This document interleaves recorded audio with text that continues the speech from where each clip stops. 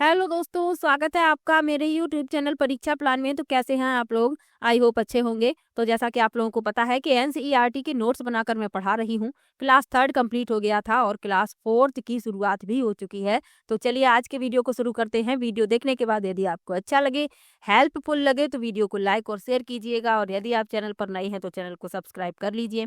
Class fourth की book के 5 chapter मैंने कंप्लीट पढ़ा दिए हैं। आज उसके आगे के जो चैप्टर हैं उन्हें पढ़ेंगे। तो चलिए वीडियो को शुरू करते हैं।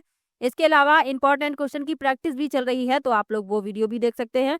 और एसएसटी की इंपॉर्टेंट क्वेश्चन की प्रैक्टिस भी चल रही है, तो आप लोग वो वीडियो भी देख सकते हैं पेपर 2 के लिए। चलिए आज के वीडियो को शुरू करते हैं। तो ओमना का सफर पाठ 6 है। ओमना का सफर शुरू होता है पाठ 6 से और खत्म होता है पाठ 8 में। अब इन 3 लेसन में जो भी महत्वपूर्ण तथ्य हैं वो मैंने यहाँ पर लिख दिए हैं। शॉर्ट नोट्स हैं, आप लोगों को मैंने पहले ही बताया है और आपके एग्जाम के लिए बहुत ही ज़्यादा महत्वपूर्ण है। तो जो भी महत्वपूर्ण तथ्य है यानी इम्पोर्टेंट पॉइंट है वो मैंने यहाँ पर लिखे हुए हैं। तो ओमना अहमदाबाद से कोट्टायम अपनी नानी के घर जा रही थी। तो ओमना रहती है अहमदाबाद में और उसकी नानी रहती है कोट्टायम में। कोट्टायम कहाँ पर है? केरल में। तो ओमना अपनी नानी के घर जा रही है कोट्टायम। ओमना ट्रेन से सफर कर रही है। उसकी ट्रेन कई स्टेशनों पर रुकती है और स्टेशन पर उसे खाने पीने की कई तरह की वस्तुएं बिकती दिखाई देती हैं। अहमदाबाद स्टेशन पर ढोकला, चटनी, नींबू वाली चावल बिकते हैं।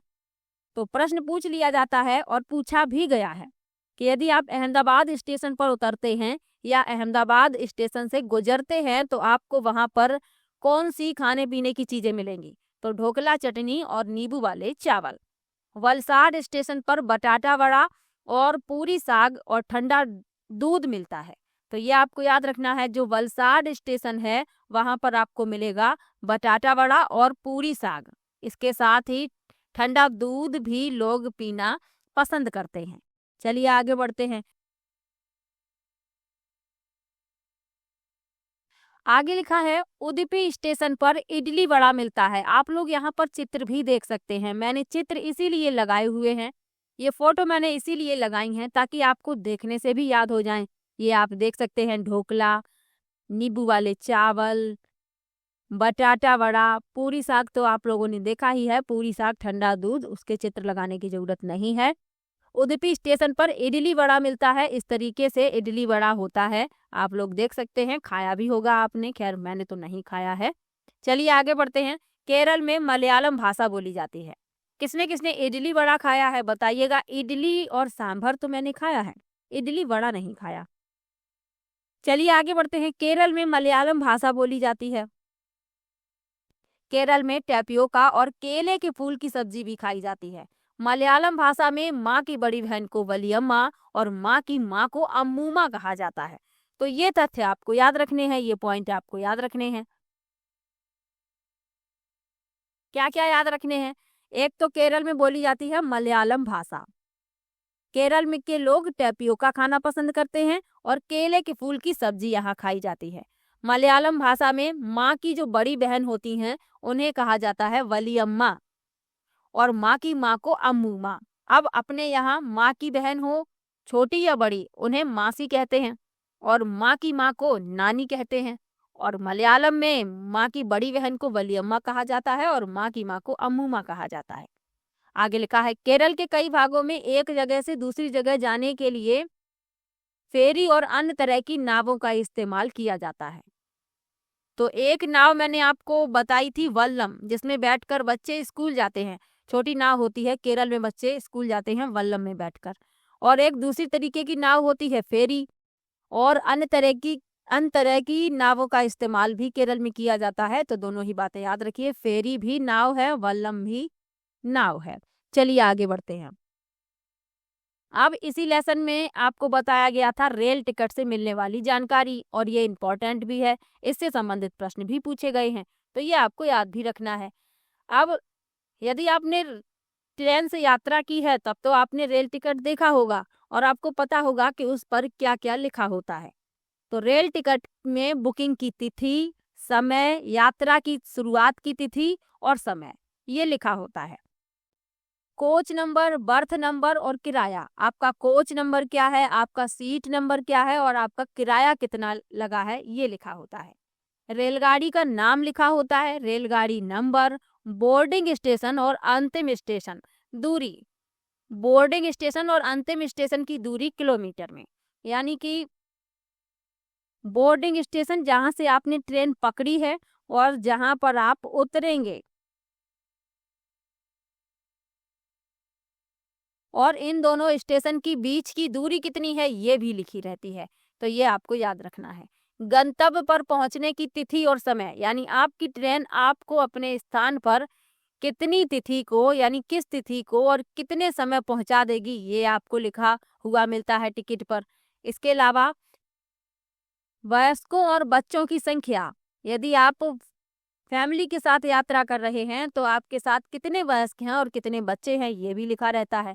पीएनआर नंबर भी दिया जाता है। अब पीएनआर नंबर क्या है? यह एक विशिष्ट पहचान संख्या है जो यात्रियों को सौंपी जाती है। यात्री की आयु और लिंग, यात्री की आयु लिखी रहती है और लिंग लिखा रहता है। अब इसमें यात्री का नाम नहीं लिखा रहता है, ये आपको याद रखना है। बुकिंग की तिथि, समय, यात्रा की शुरुआत की तिथि और समय, कोच नंबर, बर्थ नंबर, किराया, रेलगाड़ी का नाम, रेलगाड़ी नंबर, बोर्डिंग स्टेशन, अंतिम स्टेशन, गंतव्य पर पहुंचने की तिथि, समय, बच्चों और वयस्कों की संख्या, पीएनआर नंबर और यात्री की आयु लिखी रहती है कि कितनी आयु है यात्रा करने वाली व्यक्ति की, और लिंग लिखा रहता है यानी महिला है या पुरुष है। तो नाम का विवरण नहीं होता है, ये आपको याद रखना है। अब आपको एक रेलवे टिकट दिखाते हैं। ये टिकट आप देख सकते हैं, ये मुझे फोटो मिली है, इसमें आप वही चीजें देखेंगे जो मैंने आपको बताई है। कहीं पर भी यात्री का नाम नहीं लिखा है। तो इतनी जानकारी आपको रखनी है क्योंकि प्रश्न पहले पूछा गया है। चलिए आगे बढ़ते हैं। पाठ 10 है। 6, 7, 8 में ओमना का सफर कंप्लीट हुआ। पाठ 9 में कोई भी ऐसा टॉपिक नहीं था जिससे संबंधित प्रश्न पूछे जाएं, तो पाठ 9 को छोड़ दिया है। पाठ 10 के नोट्स बनाए हैं और इसका नाम है हुत्तुतु हुत्तुतु। अब ये क्या है? ये कबड्डी का नाम है।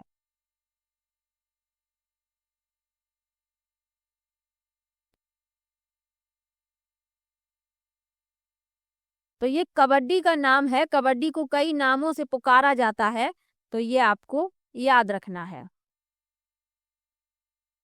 चलिए देख लेते हैं। कबड्डी के अन्य नाम है चेडुगुडू, हुत्तुत्तु, हाडुडू, छू किटकिट। तो ये कबड्डी के नाम है। कबड्डी की एक टीम में 7 खिलाड़ी होते हैं। अब खिलाड़ी तो पूछ लिए जाते हैं तो आपको याद रखने हैं। एक टीम में 7 खिलाड़ी होते हैं, 7 खिलाड़ी कोर्ट में और 5 रिजर्व में, ये भी याद रखिएगा। तो 7 होते हैं कोर्ट में और 5 रिजर्व में होते हैं। ज्वाला, लीला और हीरा ये तीनों बहनें हैं और मुंबई में रहती हैं। ये आप इस फोटो में इन तीनों बहनों को देख सकते हैं। पहले ये कबड्डी खेलती थी और दूसरों को भी सिखाती थी। तो ये तीनों बहनें हैं और कबड्डी खेलती थी और सिखाती भी थी, इसलिए इनका जिक्र इस पाठ में किया गया था, तो मैंने यहाँ पर लिखा है। चलिए आगे बढ़ते हैं। अब मोस्ट इम्पोर्टेंट टॉपिक है कर्णम मल्लेश्वरी का, और ये आपको याद भी रखना है इनके बारे में, क्योंकि प्रश्न एक बार नहीं कई बार पूछा गया है। तो कर्णम मल्लेश्वरी एक वेट लिफ्टर हैं।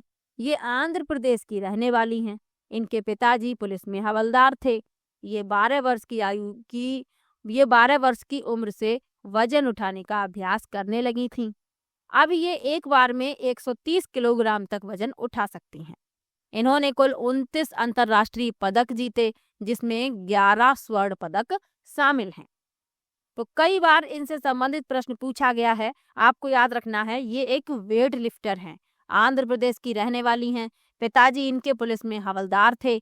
ये छोटी आयु से ही वजन उठाने का अभ्यास करने लगी थीं और 130 किलोग्राम तक ये वजन उठा सकती हैं।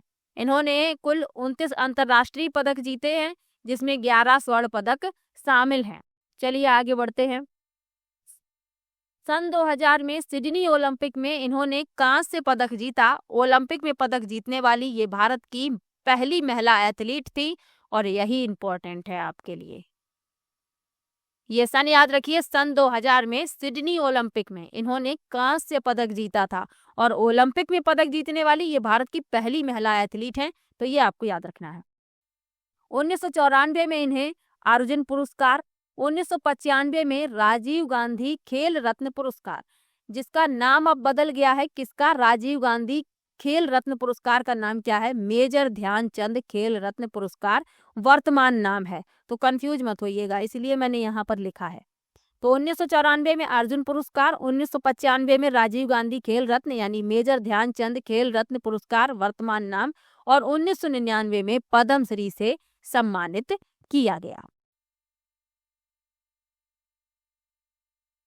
तो इनके बारे में ये महत्वपूर्ण तथ्य याद कर लीजिए, प्रश्न जरूर इनसे संबंधित पूछा जाता है।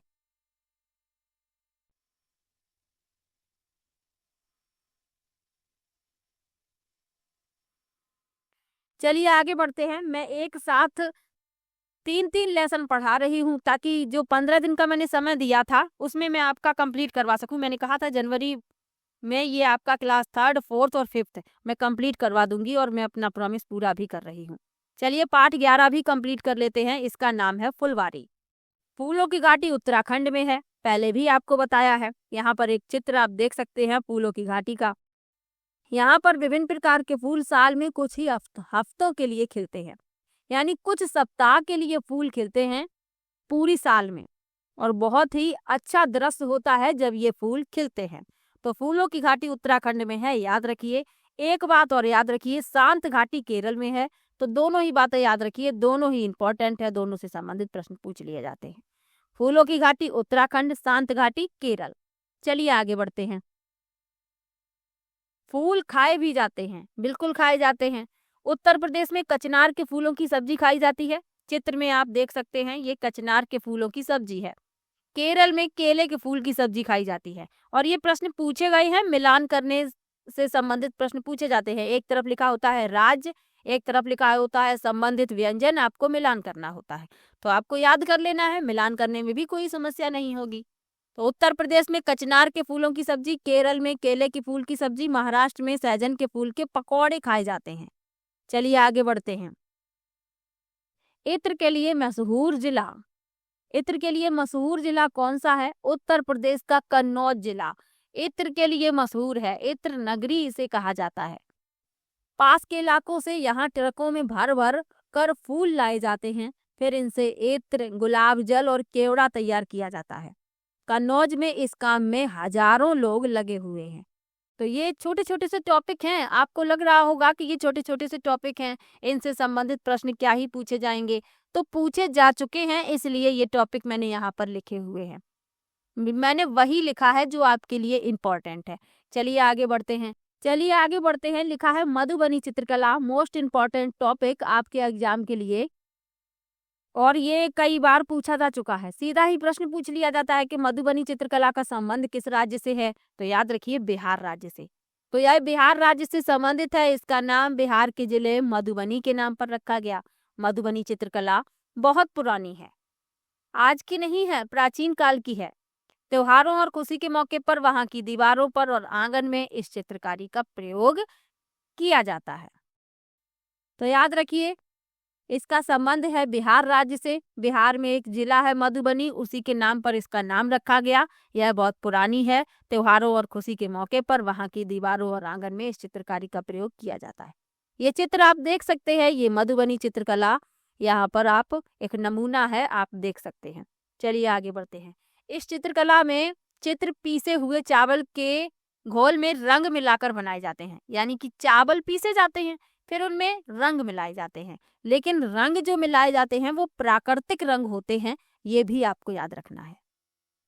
तो लिखा भी है कि ये रंग भी खास तरह के होते हैं। इन्हें बनाने के लिए नील, हल्दी, फूल, पेड़ों के रंग आदि का इस्तेमाल किया जाता है, यानी प्राकृतिक रंग होते हैं। चित्रों में इंसान, जानवर, पेड़, फूल, पंछी, मछलियां और अन्य कई जीव जंतु साथ में बनाए जाते हैं। तो इतना आपको मधुबनी चित्रकला के बारे में याद रखना है। तो आज मैंने आपको ओमना के सफर के बारे में पढ़ाया, जिसमें रेलवे स्टेशन पर जो चीज़ें बिकती हैं उनके बारे में बताया गया। इसके बाद मैंने आपको कबड्डी के बारे में बताया, कर्णम मल्लेश्वरी के बारे में बताया और मधुबनी चित्रकला के बारे में बताया, इत्र नगरी के बारे में बताया। तो कुछ इम्पोर्टेंट टॉपिक थे जिनके बारे में आपको पढ़ाया है, और इसके पहले वाली वीडियो नहीं देखी है तो देख लीजिए, और उनमें भी मैंने महत्वपूर्ण टॉपिक पढ़ाए हैं। तो चलिए मिलते हैं नेक्स्ट वीडियो में। वीडियो कैसा लगा कमेंट बॉक्स में ज़रूर बताइएगा, वीडियो को लाइक और शेयर कीजिएगा। मिलते हैं नेक्स्ट वीडियो में, तब तक के लिए बाय बाय।